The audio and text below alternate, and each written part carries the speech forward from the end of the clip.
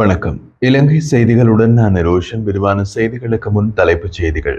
ஜனாதிபதி செயலகத்தில் அண்மையில் நடைபெற்ற அதிசொகுசு வாகன ஏலங்கள் தொடர்பாக லஞ்சம் மற்றும் ஊழலுக்கு எதிரான விசாரணை ஆணைக்குழுவில் முறைப்பாடு. உள்ளூராட்சி சபைகளில் ஆட்சி அமைக்க எதிர்க்கட்சிகள் ஒத்துழைப்பு. ஐக்கிய தேசிய கட்சி மற்றும் ஐக்கிய மக்கள் சக்தி இணக்கம். சுமந்திரனுக்கு செயலாற்ற முழு பொறுப்பும் உள்ளது என்பதை ஸ்ரீதரன் உணர வேண்டும் என்று தமிழரசு கட்சியின் பிரதி தலைவர் CVK சிவஞானம் சுட்டிக்காட்டு. 2009க்கு பிறகு இலங்கை அரசாங்கங்கள் ஆதாரமற்ற யுத்த மீறல்களுக்கு எதிராக வலுவான பதிலடியை வழங்க தவறியுள்ளதாக சவேந்திர சில்வா தெரிவிப்பு. தொடர்வது விரிவான செய்திகள். ஜனாதிபதி அனுரகுமார திசாநாயக்க இன்று மிகுந்த செத் மெதுரா சுகாதார விடுதியில் தங்கி சிகிச்சை பெறும் பாதுகாப்பு படையினரின் நலன் குறித்து நேரில் சென்று விசாரித்துள்ளார். படையினரை நேரில் சந்தித்து அவர்களுடன் நேரம் கொண்டு உரையாடிய ஜனாதிபதி அவர்கள் வரைந்த ஓவியங்கள் மற்றும் கலைப்பணிகளை ஆர்வத்துடன் பார்வையிட்டுள்ளார். 30 வருட யுத்தத்தின் போது வடக்கிலும் தெற்கிலும் பலரும் உயிரிழந்திருந்ததோடு அநேகமானோர் உறுப்புகளை இழந்து நிரந்தர ஊனமுற்றிருப்பதாக கூறிய ஜனாதிபதி இத்தகைய நிலைமை மீண்டும் நாட்டில் நடைபெறக்கூடாது என்றும் திடமாக வலியுறுத்தினார். ஊனமுற்ற படையினரும் அவர்களது குடும்பத்தினரும் நலமாக வாழ்வதற்காக தனது ஆட்சி முழுவதும் அர்ப்பணிப்புடன் செயல்படுவதாகவும் அவர் உறுதியளித்தார். மேலும் மிகுந்த செத் மெதுராவில் பணிபுரியும் மருத்துவர்களோடு மற்றும் உத்தியோகத்தர்களோடும் சந்தித்து படையினருக்கான சுகாதார சேவைகள் மற்றும் வசதிகளை மேம்படுத்துவது குறித்தும் ஜனாதிபதி ஆலோசனை மேற்கொண்டார். ஜனாதிபதி செயலகத்தில் அண்மையில் நடைபெற்ற அதிசொகுசு வாகன ஏலங்கள் தொடர்பாக லஞ்சம் மற்றும் ஊழலுக்கு எதிரான விசாரணை ஆணைக்குழுவில் முறைப்பாடு ஒன்று தாக்கல் செய்யப்பட்டுள்ளது. இந்த முறைப்பாட்டை ஸ்வர்ணபூமி தேசிய இயக்கத்தின் தலைவர் அசங்கருவான் பொதுமக்கள் லஞ்ச ஒழிப்பு ஆணையத்தில் இன்று சமர்ப்பித்துள்ளார். வாகனங்கள் குறைந்த மதிப்பீட்டுடன் விலைமனு கோரல் முறையில் வழங்கப்பட்டதாகவும் அவற்றின் உண்மையான பெறுமதிக்கு ஒப்பிடுகையில் ஏல விலை வெகுவாக குறைவாக இருந்ததாகவும் அவர் குற்றம் சுமத்தினார்.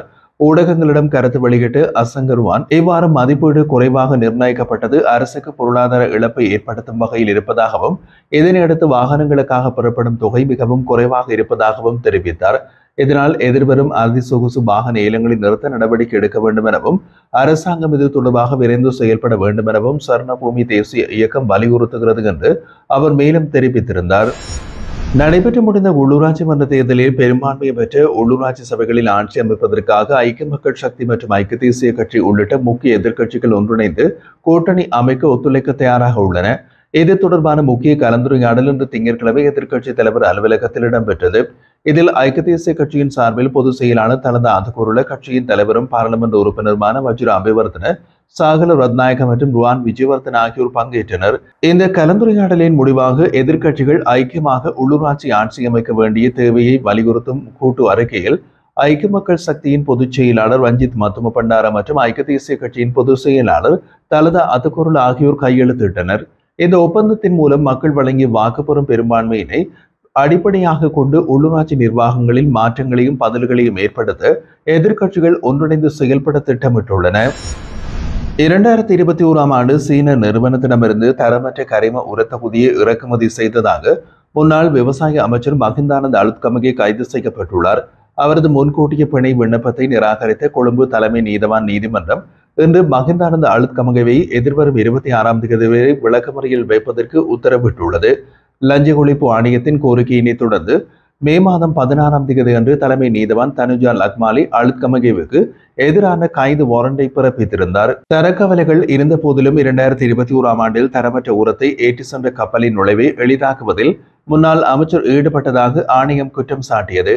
அந்த நேரத்தில் பதிலளிக்கும் விதமாக இந்த விவகாரம் தொடர்பாக லஞ்ச ஒழிப்பு ஆணையத்தால் அவர் கைது செய்யப்படுவதை தடுக்க கோரி அழுத்கமகே முன்கூட்டிய பிணை மனுவை தாக்கல் செய்திருந்தமை குறிப்பிடத்தக்கது. தமிழரசு கட்சியின் பதில் பொதுச் செயலாளர் MA சுமந்திரனுக்கு கட்சியின் தற்போதைய அனைத்து செயற்பாடுகளிலும் கையொப்பமிடும் அதிகாரம் உள்ளதாகவும் இதனை நாடாளுமன்ற உறுப்பினர் ஸ்ரீதரன் புரிந்து கொள்ள வேண்டும் என்றும் தமிழரசு கட்சியின் பிரதி தலைவர் CVK சிவஞானம் வலியுறுத்தியிருந்தார். இன்றைய தினம் யாழ்ப்பாணத்தில் இடம்பெற்றிருந்த ஊடகவியலாளர் சந்திப்பில் உரையாற்றிய அவர் கிளிநொச்சி மாவட்டத்தில் உள்ள 3 பிரதேச சபைகளின் தவிசாளர் மற்றும் உப தவிசாளர் நியமனங்களை குறித்து சர்ச்சையினை விளக்கினார். கட்சியின் மத்திய செயற்குழுவுக்கு பதவி நியமனங்கள் செய்வதற்கான அதிகாரம் உள்ளது. அதன் அடிப்படையில் தற்போது செயல்பாடுகள் முன்னெடுக்கப்பட்டுள்ளன. இதனை முறையாக புரிந்து கொள்ள வேண்டும் என்றும் அவர் குறிப்பிட்டிருந்தார்.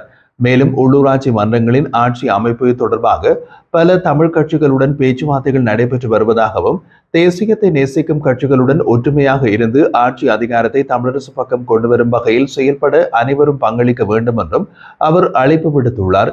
நான் நேரடியாக தமிழ் தரப்பில் உள்ள கட்சித் தலைவர்களுடன் பேசியுள்ளேன். ஜனநாயக தமிழ் தேசிய கூட்டணி, ஈழ மக்கள் ஜனநாயக கட்சி உள்ளிட்ட பல தரப்புகளின் ஆதரவை நம்புகின்றேன் என்றும் அவர் தெரிவித்தார். அத்துடன் பிறர் கூறுவது போல் எமது கட்சி எந்த ஒற்றுமையினையும் குழப்பவில்லை என்றும் அவர் வலியுறுத்தினார்.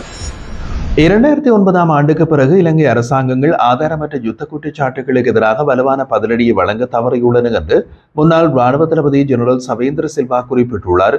ஒரு தொலைக்காட்சி பேட்டியில் அவர் கூறுகையில், அரசியல் தீர்வுகளை அரசு நிர்வாகங்கள் பெற தவறியதால் புலிகள் அமைப்புக்கு எதிராக செயல்பட்ட முக்கிய ராணுவ அதிகாரிகள் சர்வதேச தண்டனைகளை எதிர்கொள்ளும் நிலைமைக்கு தள்ளப்பட்டுள்ளனர். 2020ஆம் ஆண்டு அமெரிக்காவும் 2021ஆம் ஆண்டு பிரிட்டனும் தமக்கு விதித்த நுழைவு தடைகள் குறித்து அவர் பேசியிருந்த போது, இந்த தடைகள் காரணமாக தன்னால் தென்னாசியாவிற்கு கூட பயணிக்க முடியாத நிலை ஏற்பட்டுள்ளதாக தெரிவித்தார். புலிகள் அமைப்புக்கு எதிராக போரிட்ட அதிகாரியின் மகள் ஜுகானி சில்வாவின் லண்டன் நிகழ்ச்சிக்கு எதிரான ஆர்ப்பாட்டங்களையும் அவர் இதன்போது சுட்டிக்காட்டியிருந்தார். மேஜர் ஜெனரல் ஜகத் தயஸ், கமால் குணரத்ன, நந்தன உடவத்த, பிரசன்ட் டி சில்வா, சக்தி கலகே போன்ற முக்கிய ராணுவ தலைவர்களும் சர்வதேசத்தால் குறிவைக்கப்பட்டுள்ளதாக சவேந்திர சில்வா குறிப்பிட்டுள்ளார். பயங்கரவாதத்தை ஒழித்து மக்கள் விடுவிக்கப்பட்டது நிச்சயம் கொண்டாட வேண்டும். முடியாததாக நினைக்கப்பட்ட யுத்தம் முடிவுக்கு கொண்டு வரப்பட்டது என்பது பெரும் சாதனை. இதற்காக ஆயுதப்படையினரும் போலீசாரும் பெரும் விலை கொடுத்துள்ளார்கள் என்றும் அவர் கூறியுள்ளார். முள்ளிவாய்க்கால் நினைவேந்தல் தினத்தை குறிக்கும் வகையில் வெளியிட்ட அறிக்கையில் கனடாவின் கன்சர்வேட்டிவ் கட்சி தலைவர் இலங்கையில் தமிழ் மக்களுக்கு எதிராக இனஅழிப்பு நடைபெற்றது என்று தெரிவித்துள்ளார். இலங்கையில் குறிப்பாக 2009ஆம் ஆண்டு மே மாதத்தில் ஆயிரக்கணக்கான தமிழர்கள் கொல்லப்பட்டமை ஒரு பயங்கரமான மற்றும் ஈவிரக்கமற்ற நிகழ்வாக இருந்தது என்றும் அவர் வலியுறுத்தியுள்ளார். இன அழிப்புக்கு பொறுப்பானவர்கள் தண்டனையின்றி தப்பக்கூடாது, அவர்கள் நீதிக்கு முன் நிறுத்தப்பட வேண்டும் என்றும் கூறினார். ராஜபக்ச அரசாங்கத்தின் யுத்த குற்றங்களை ஒருபோதும் மறக்கக்கூடாது என்றும் கனடா அந்த குற்றவாளிகளுக்கு புகலிடமாக அமையக்கூடாது என்றும் அவர் தெரிவித்தார். பாதிக்கப்பட்ட தமிழர்களுக்கு நீதி வழங்கப்பட வேண்டும் என்பதையும் வலியுறுத்தியுள்ளார். கனடாவில் வாழும் தமிழ் சமூகம் தங்கள் வேதனைகளை வலிமையாக்கி மீள எழுச்சி காட்டியுள்ளது. இனஅழிப்பில் பாதிக்கப்பட்டோர் நினைவில் நீதி மற்றும் சமாதானத்திற்கான எங்களின் அர்ப்பணிப்பை மீண்டும் வலியுறுத்துகின்றோம். முன்னாள் கனடிய பிரதமர் ராஜபக்ச அரசாங்கத்திற்கு எதிராக எடுத்த நிலைப்பாட்டை நினைவு கூறும் அவர், அந்த அரசாங்கம் செய்த குற்றங்களுக்கு பதிலளிக்க வேண்டிய தருணம் வந்துவிட்டது.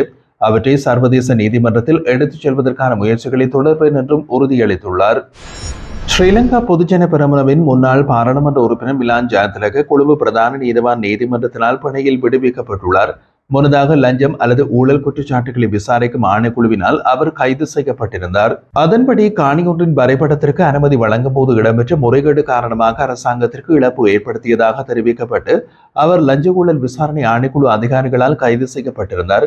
மேலும் அவர் தோம்பே பிரதேச சபையின் தலைவராக இருந்த காலப்பகுதியில் மேற்படி சம்பவம் இடம்பெற்றதாக தெரிவிக்கப்படுகிறது. முள்ளிவாய்க்கால் நினைவேந்தல் தினத்தையொட்டி தென்னிலங்கையை சேர்ந்த இளம் சிங்கள சட்டத்தரணி தனுஷ்கர் ரணஞ்சகி ககந்தகமே புலிகள் அமைப்பின் தலைவரின் இளைய மகன் பாலச்சந்திரனின் மரணத்தை எதிரொலிக்கும் வகையில் முக்கிய கேள்வி ஒன்று எழுப்பியுள்ளார். அவர் தனது சமூக ஊடக பக்கத்தில் பாலச்சந்திரனின் புகைப்படத்துடன் போர் குறித்து எதுவும் அறியாத 12 வயது சிறுவனை கைது செய்து பிஸ்கட் கொடுத்த பின் சுட்டுக் கொன்றதற்கு யார் பொறுப்பு? தோழர் ஜனாதிபதி அவர்களே என்று குறிப்பிட்டுள்ளார். இந்த கருத்து முள்ளிவாய்க்கால் நினைவு தினத்தை முன்னிட்டு வடக்கில் மட்டுமல்லாது புலம்பெயர் நாடுகளிலும் இடம்பெற்ற அனுஷ்டானங்களின் பின்னணியில் வந்துள்ளது. நேற்று முள்ளிவாய்க்கால் நினைவிடத்திற்கு நேரில் சென்ற அவர் அங்கு சுடரேற்றி மக்கள் நினைவு கூர்ந்த உறவினர்களின் செயலை புண்ணிய பூமியில் இறுதி யுத்தத்தில் அளிக்கப்பட்டவர்களை நினைவு கூர்ந்து அவர்களது உறவினர்கள் சுடரேற்றி வழிபடுகிறார்கள் என்று குறிப்பிட்டிருந்தார். அவரது அந்த காணொளி சமூக ஊடகங்களில் வேகமாக பரவியதோடு பலரிடமிருந்து பாராட்டுகளையும் பெற்றுள்ளது. இந்த நிலையில் அவரது இந்த வகை கேள்வி இலங்கையில் யுத்தம் இறுதிக்கட்டத்தில் நிகழ்ந்த மனித உரிமை மீறல்கள் குறித்து மீண்டும் கவனம் திருப்பியுள்ளது.